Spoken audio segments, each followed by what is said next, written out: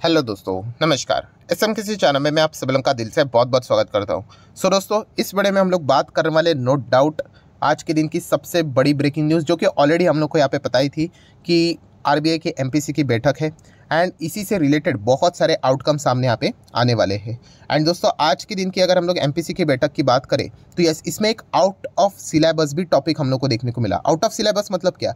Normally हम लोग predict करते हैं कि इन्फ्लेशन से रिलेटेड ये चीज़ होगी, रेट हाइक होगा या नहीं होगा, जीडीपी का फोरकास्टिंग क्या होगा। शक्तिकांता दास जी की अगर हम लोग बात करें तो क्या क्या पॉइंट वो सामने यहाँ पे रखेंगे। बट यस, एक ऐसा पॉइंट सामने आया दोस्तों जिसके बारे में किसी ने सोचा भी यहाँ पे नहीं था एंड इसी से रिलेटेड ज़्यादा हम लोगों को रिएक्शन ड्यूरिंग द मार्केट देखने को मिला है। क्योंकि आपको पता ही है कि सबसे ज़्यादा अगर मतलब वॉलेटिलिटी क्रिएट होती है, चाहे वॉलेटिलिटी मतलब क्या कि अचानक बाजार तेज़ हो जाए या फिर अचानक बाजार गिर जाए, ये तभी पॉसिबल है जब आप कोई कल्पना भी नहीं कर सकते हो ऐसी कोई अगर एक्टिविटी हो जाती है, जिसको हम लोगों ने अभी मैंने जैसे बोला कि आउट ऑफ सिलेबस अगर कोई चीज़ अगर सामने आ जाती है तो फिर इस प्रकार के रिएक्शन हम लोग को देखने को मिल जाती है। ऑब्वियसली अगर आउट ऑफ सिलेबस वाले अगर कोई घटना अगर पॉजिटिव है तो सडनली तेज़ी आ जाएगी एंड अगर नेगेटिव है तो ऑब्वियसली गिरावट भी देखने को मिल जाती है।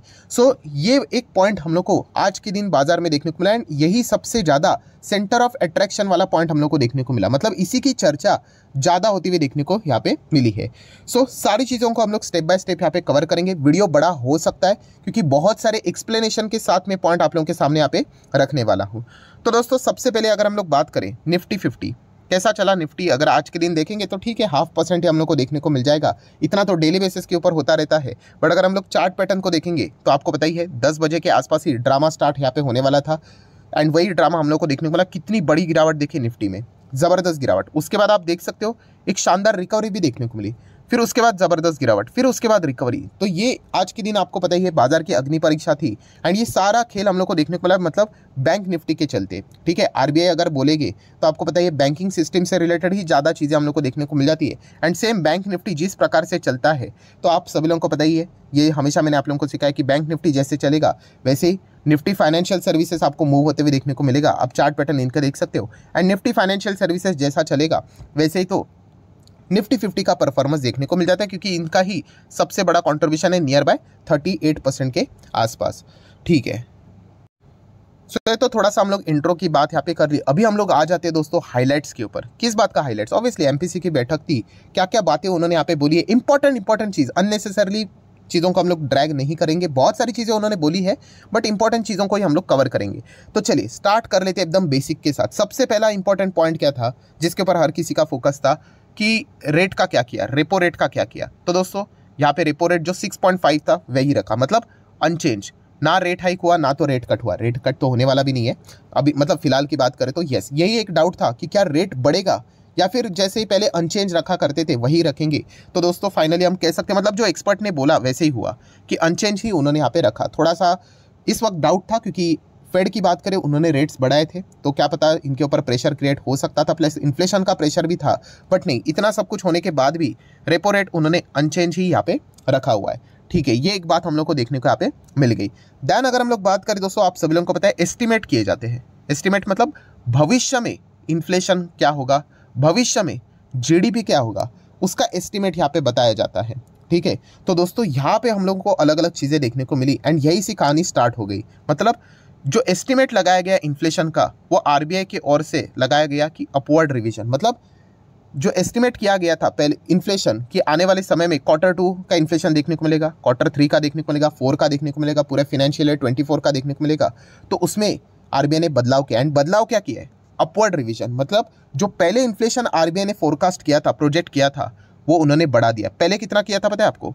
5.2%। Q2 का जो रिटेल इन्फ्लेशन आएगा वो 5.2 आएगा। अभी कितना किया पता है? डायरेक्ट 6.2, मतलब 1% की बढ़ोतरी। मतलब दोस्तों अभी ये जो Q2 खत्म होगा ना, उसके बाद इन्फ्लेशन का डेटा सामने आएगा, वो 6% के ऊपर वापस चला जाएगा। ये आरबीआई ने पहले ही बोल के रखा है एंड देखा गया तो ये थोड़ी सी सेंसिबल बात भी है। आपको पता ही है ये जो एल नीनो हम लोग को देखने को मिला, ये जो बाहर देखने को मिल रहा है, टोमेटो के प्राइजेस देख सकते हो, अनियन के प्राइजेस भी स्टार्ट अभी हाइक होना शुरू हो ही जाएंगे। कल का आपने आखिरी वीडियो देखा ही होगा। क्रूड ऑयल की अगर हम लोग बात करें तो ये जो प्रोजेक्शन आरबीआई ने यहाँ पे बढ़ाया है कि आने वाले Q2 में इन्फ्लेशन वापस 6 के बाहर निकल जाएगा, ये बात बताती है कि आरबीआई को चिंता सता रही है इन्फ्लेशन से रिलेटेड। साफ साफ ये डेटा के चलते हम लोग ये चीज़ यहाँ पे बोल सकते हैं। एंड यहाँ से ही हम लोग को दिक्कतें देखने को मिल गई कि आरबीआई थोड़ा अभी इन्फ्लेशन से रिलेटेड वापस कंसर्न होना स्टार्ट यहाँ पे हो चुके हैं। इसका कंक्लूजन क्या है दोस्तों? कंक्लूजन ये निकलता है कि जो रेट कट के हम लोग जो सपने देख रहे हैं, ठीक है, रेट कट आएगा, ये तो बच्चे को पता है, हाँ, बट कब आएगा इससे रिलेटेड जो हम लोग सपने देख रहे थे कि जल्द आ जाएगा, तो वो जल्द देखने के सपने छोड़ दो, डिले हो जाएगा, ठीक है। क्योंकि इन्फ्लेशन को ही आरबीआई ने यहाँ पे बढ़ा दिया है, तो रेट कट कहाँ से हो जाएंगे? क्योंकि इन्फ्लेशन बढ़ेगा तो उनको उस हिसाब से सारी चीज़ों को के साथ डील यहाँ पे करना पड़ेगा, मतलब रेट्स बढ़ाने के हिसाब से सोचना यहाँ पे पड़ेगा। तो ये चीज़ें हम लोग को फिलहाल तो देखने को यहाँ पे मिल रही है। मतलब क्या है, अभी तक हम लोग को क्या समझ में आया कि इन्फ्लेशन से रिलेटेड जो चीज़ें हैं उसके चलते आरबीआई को चिंता यहाँ पे बार बार सता रही है। एंड क्या पता शायद से आने वाले समय में अगर कुछ ज़्यादा ही एक्सट्रीम सिचुएशन अगर हो जाए तो रेट हाइक भी हो सकता है, अगर एक्सट्रीम सिचुएशन हुई तो। सो ये पॉइंट हम लोग को देखने को यहाँ पे मिला है। देन अगर हम लोग बात करेंगे दोस्तों जीडीपी ग्रोथ की बात करें तो इससे रिलेटेड आरबीआई ने क्या बोला है? तो आरबीआई ने बोला है कि जो ग्रोथ है 24 का, फाइनेंशियल 24 जो चल रहा है, वो उन्होंने प्रोजेक्ट किया है 6.5%, ठीक है। पहले कितना था? पहले भी 6.5% था। मतलब क्या है? मतलब साफ है कि जीडीपी में आरबीआई ने कोई भी छेड़छाड़ी नहीं की है। जो पहले भी ग्रोथ एक्सपेक्ट करे थे वही ग्रोथ वो अभी भी एक्सपेक्ट फिलहाल तो यहाँ पे कर रहे हैं। देन दोस्तों अभी हम लोग बात करेंगे सबसे important point, out of syllabus वाला टॉपिक। मतलब जो ये सारी बातें तो हमें पता ही है, ये तो अगले एमपीसी की बैठक में भी होगा। इन्फ्लेशन क्या है, रेट हाइक होगा या नहीं होगा, जीडीपी का फोरकास्टिंग क्या है, कम किया कि ज़्यादा किया, ये तो चल ही जाएगा। बट दोस्तों अभी आ गया दोस्तों एक out of syllabus topic, and इसी चीज़ के चलते ये जो ऐसा गिरावट हुई ना दोस्तों, वो इसी पॉइंट के चलते यहाँ पे हुआ है। सो ऐसा क्या हो गया दोस्तों? तो दोस्तों वो है CRR। यस दोस्तों, कैश रिजर्व रेशो की अगर हम लोग यहाँ पे बात करें, इससे रिलेटेड हम लोग को एक एक्स्ट्रा तड़का आरबीआई के ओर से यहाँ पे लगता हुए देखने को यहाँ पे मिल चुका है, ठीक है। सो ये एग्जैक्टली क्या चीज़ हुई है वो मैं आपको स्टेप बाय स्टेप बताऊंगा। बट सबसे पहले जो अभी एक बिगिनर रहेगा वो तो बोलेगा सर ये CRR होता ही क्या है, वहीं से तो शुरुआत करना पड़ेगा, ठीक है। तो मैं आप लोगों को वहीं से सारी चीज़ें बताना चाहूँगा। देखिए CRR मतलब क्या? कैश रिजर्व रेशो, ठीक है। अभी ये तो इसका फुल फॉर्म हो गया। इसका अर्थ क्या है? ये CRR BRR जो चीज़ें होती है ना दोस्तों, ये बैंक्स के ऊपर हम लोग को लागू होते हुए देखने को मिल जाती है। अभी इसका अर्थ क्या होता है सुनिए। ये होता है दोस्तों आरबीआई, ठीक है, और ये होती है कोई भी बैंक पकड़ लीजिए, कोई भी ICICI, SBI, HDFC, कोई भी बैंक पकड़ लीजिए। तो दोस्तों आरबीआई यहाँ पे क्या बोलता है पता है? कि बैंक आपको हमारे पास कुछ पैसा रखना पड़ेगा। यस, उसी को बोलते हैं दोस्तों CRR, कैश रिजर्व रेशो। हमारे पास पैसा रखना पड़ेगा। कितना रखना पड़ेगा? तो ये रेशो चेंज होता रहता है, कभी 4%, कभी 4.5%। अभी शायद से 4.5% चल रहा है। एक बार चेक कर ले, चलो थोड़ा सा आगे चेक कर लेता हूँ। यस, आप देख सकते हैं करंट CRR 4.5% यहाँ पे चल रहा है।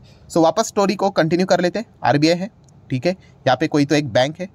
तो आरबीआई बोलता है बैंक आपको हमारे पास 4.5% यहाँ पे CRR मेंटेन करना पड़ेगा, ठीक है। अभी ये 4.5% किसका? तो यहाँ पे आरबीआई बोलता है कि आपके पास जो अलग अलग डिपॉजिट्स हम लोग को देखने को मिलते हैं, ठीक है, उसमें से 4.5% हमारे पास पैसे रखो, ठीक है। मतलब मैं अगर थोड़ा रफली भाषा में बोल दूँ, मान लीजिए बैंक के पास 100 करोड़ है, ठीक है, थोड़ा रफली जाएंगे तो आरबीआई के पास बैंक को 4.5 करोड़ रखने पड़ेंगे, ठीक है। एंड वो 4.5 करोड़ आरबीआई के पास पड़े रहते हैं दोस्तों। मतलब उसके ऊपर बैंक को एक फूटी कौड़ी तक नहीं मिलती है।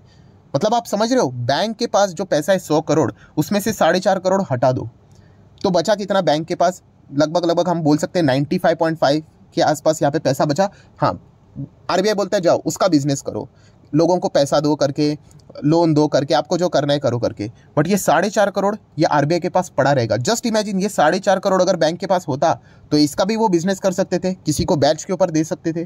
तो दोस्तों ये CRR जो जैसी चीज़ें होती है ना, ठीक है, ये आम आदमी के लिए अच्छी बात होती है क्योंकि इससे आप लोगों को सिक्योरिटी प्रोवाइड की जाती है। बट बैंक के लिए दोस्तों बहुत बुरी खबर होती है। क्यों? क्योंकि बैंक का पैसा आरबीआई के पास पड़े सड़ जाता है। जैसे मैंने कहा, इसके ऊपर कोई बैंक को इंटरेस्ट मिलता नहीं है। बस आरबीआई सिक्योरिटी के लिए, सेफ्टी के लिए, यहाँ पे लोगों के डिपॉजिट्स के सेफ्टी के लिए अपने पास ये पैसा रख लेती है। कितना? 4.5%। इसी को बोलते हैं दोस्तों CRR, ठीक है। तो ये फिलहाल तो हम लोगों को इससे रिलेटेड खबर देखने को मिली है। क्या खबर देखने को मिली है? तो एक नया टर्म सामने आ चुका है। नया टर्म मतलब यही ऑलरेडी हम लोग को फाइनेंस में देखने को मिल जाता है, जो कि आप देख सकते हैं आरबीआई ने एक अनाउंस कर दिया है। क्या अनाउंस कर दिया है? कि central bank RBI bring temporary 10% ICRR to maintain the liquidity in system. अभी CRR सुना, ये ICRR क्या है? ICRR मतलब RBI ये कह रहा है कि आप CRR तो मेंटेन करते हो 4.5% का, एक काम कीजिए और 10% उसका यहाँ पे हमारे पास और जमा कर दीजिए। मतलब समझ रहे हो कि हाँ 4.5% के रिलेटेड और 10%, मतलब और RBI के पास बैंक का पैसा फालतू में चला जाएगा, ना तो बैंक उसका बिजनेस कर पाएगा और ना ही उनके ऊपर उनको कोई ब्याज मिलेगा। मतलब सिस्टम से हम लोगों को पैसा विड्रॉ होते हुए देखने को यहाँ पे मिलने वाला है। एंड इसी खबर के चलते दोस्तों हम लोगों को आज ज़्यादा रिएक्शन देखने को मिला बैंकिंग स्टॉक्स में। देन आप देख सकते हैं, देखिए bank to maintain 10% incremental CRR from 12 अगस्त से ये चीज़ें उनको स्टार्ट करनी है। मतलब ऑलरेडी वो 4.5% RBI के पास रखते थे जिसके ऊपर उनको कोई ब्याज नहीं मिलता है, और 10% उनको RBI के पास रखना है। मतलब क्या, इसका कोई फायदा तो होगा नहीं, पैसा पड़े पड़े सड़ते रहेगा।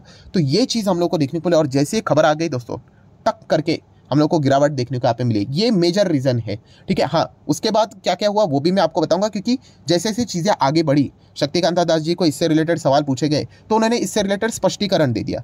तो 12 अगस्त के साथ इसकी शुरुआत यहाँ पे हो रही है, ठीक है। बट अगर हम लोग बात करें तो शक्तिकांता दास जी ने ऐसा किया क्यों?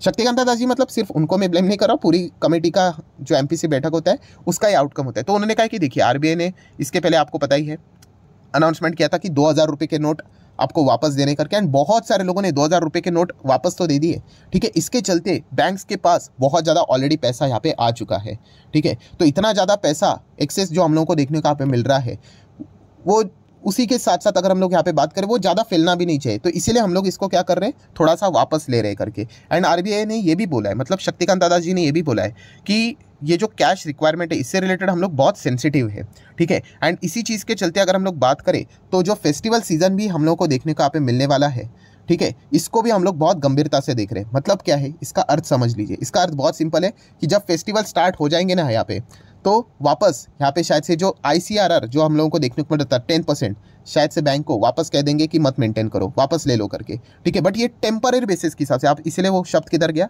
अभी हम लोगों ने देखा था, ये देखिए टेम्पररी बेसिस के हिसाब से ICRR यहाँ पे मेंटेन यहाँ पे करना है। मतलब कुछ टाइम के लिए अभी बैंक्स को क्या करना पड़ेगा, एक्स्ट्रा और पैसा RBI के पास यहाँ पे जमा करना पड़ेगा, जो कि हम तो कहेंगे 12 अगस्त से स्टार्ट हो रहा है, शायद से सितंबर तक ही, 1-1.5 महीने की बात होगी शायद से, तब तक उनको यहाँ पे ये मेंटेन करना पड़ेगा। और इस चीज़ के चलते हम लोग को एक थोड़ी सी दिक्कत देखने को मिली है। सो ऑब्वियसली इससे क्या होगा, सिस्टम से पैसा निकल जाएगा और RBI के पास ऐसे फालतू में पड़ा रहेगा। तो इसका एस्टिमेशन लगाया जा चुका है दोस्तों, जो कि शक्तिकांता दास जी ने बोला है, लगभग 1 लाख करोड़ हम लोग को लिक्विडिटी से विड्रॉ होते हुए देखने को मिल जाएगा। मतलब ये जो बैंक में घूम रहा है ना पैसा, अभी SBI की ओर से वापस कुछ पैसा RBI के पास चला जाएगा, HDFC बैंक की ओर से कुछ पैसा RBI के पास चला जाएगा, ICICI का पैसा चला जाएगा, IDFC फर्स्ट का चला जाएगा। हर एक बैंक से कुछ ना कुछ हम लोग को एक जो ICRR है 10%, वो RBI के पास यहाँ पे एक्स्ट्रा चला जाएगा। तो टोटल कितना निकल जाएगा ऐसा, 1 लाख करोड़ के आसपास।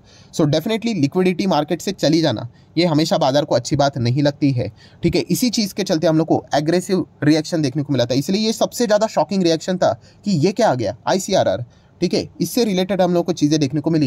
एंड अगर हम इसका रिएक्शन देखें तो बहुत ही एग्रेसिव रिएक्शन था, बट बाद में वो रिएक्शन थोड़ा सा रुक गया। क्यों रुक गया? क्योंकि शक्तिकांत दास जी की जो प्रेस कॉन्फ्रेंस थी, कमेंट्री थी, वहाँ पे उन्होंने बता दिया बॉस ये टेम्पररी है, ऐसा नहीं है कि हम सालों साल चलेंगे करके। एंड जैसे उन्होंने बोला कि फेस्टिवल सीजन को देखकर हम लोग इन चीज़ों को देखेंगे करके, मतलब पकड़ लेना कि शायद से मैक्सिमम मुझे ऐसा लगता है कि 2 महीने की ही चीज़ यहाँ पे हो सकती है करके। सो इस प्रकार का ये super drama out of syllabus वाला ICRR ने यहाँ पे मेंटेन किया। इसलिए निफ्टी बैंक आप यहाँ पे देख सकते हो कैसे रिएक्ट किया, एंड हमारा निफ्टी भी इसी चीज़ के चलते रिएक्ट करते हुए देखने को यहाँ पे मिला है। सो ओवरऑल अगर हम लोग कंक्लूजन की बात करें दोस्तों, बहुत ही ज़बरदस्त हम लोगों को ये MPC की बैठक देखने को मिली। तो फाइनल कंक्लूजन क्या निकला, क्या रेट हाइक हुआ, क्या रेट कट हुआ? नहीं, जो अनचेंज था वैसे ही रखा उन्होंने, ठीक है। फोरकास्टिंग की बात करें कि भविष्य में GDP में कोई बदलाव किया, उन्होंने कोई बदलाव नहीं किया, जो पहले बोला था वही रखा, ठीक है। देन अगर इन्फ्लेशन की बात करें, भविष्य में इन्फ्लेशन Q2 का 6% के बाहर निकल जाएगा, ये उन्होंने प्रेडिक्शन यहाँ पे किया है। मतलब ये चिंता सता रही है उनको इन्फ्लेशन से रिलेटेड कि शायद से इन्फ्लेशन उनको तकलीफ दे सकता है। एंड मान लीजिए अगर भविष्य में अगर और ये इन्फ्लेशन अगर ऐसा ही सिचुएशन बढ़ता रहा तो माइट भी रेट हाइक भी हो सकता है, माइट भी, ठीक है। तो बट फिलहाल हम कह सकते हैं उन्होंने Q2 का जो प्रेडिक्शन बढ़ाया है, इसके चलते हम लोग कह सकते हैं कि थोड़ा सा प्रेशर उनके ऊपर हम लोग को देखने को यहाँ पे मिल रहा है। एंड देन अगर हम लोग आखिरी बात करें तो CRR तो मैंने एक्सप्लेन आप लोगों को कर दिया, पैसा रखना पड़ता है बैंक्स को आरबीआई के पास, जिसके ऊपर उनको कोई ब्याज नहीं मिलेगा। अभी आईसीआरआर मतलब एक्स्ट्रा और 10% आरबीआई के पास पड़े पड़े यहाँ पे रहने वाला है। इसके चलते 1 लाख करोड़ सिस्टम से चला जाएगा, उसके ऊपर ना तो बैंक को कोई ब्याज मिलेगा, ना ही वो बिजनेस कर पाएंगे। तो इसलिए इस न्यूज़ को थोड़ा सा नेगेटिव माना जाता है। बट आरबीआई की अगर हम बात करें, उन्होंने स्पष्टीकरण दे दिया कि ये ज़्यादा लंबी अवधि के लिए यहाँ पे नहीं है, तो इसलिए बाजार इस चीज़ को थोड़ा सा ओके रिएक्शन दे दिया। अगर ये चीज़ उन्होंने नहीं बोली होती ना कि टेम्पररी है या फिर फेस्टिवल सीजन से रिलेटेड बात है, तो मार्केट ज़बरदस्त गिरता और नीचे यहाँ पे आता करके, क्योंकि फिर अनसर्टेनिटी रहती कि कब तक यहाँ पे रहने वाला है। अभी तक हम ये कह सकते कि चलो एटलीस्ट 2 महीने ना, चलो हम लोग इतना झेल लेंगे, क्योंकि ऑलरेडी 2000 रुपये के बहुत सारे नोट आ चुके हैं। सो ये पूरा सुपर ड्रामा हम लोग को आज के दिन यहाँ पे देखने को मिला। बहुत मज़ा आ गया, बहुत कुछ नई चीज़ें हम लोग को सीखने को यहाँ पे मिली है।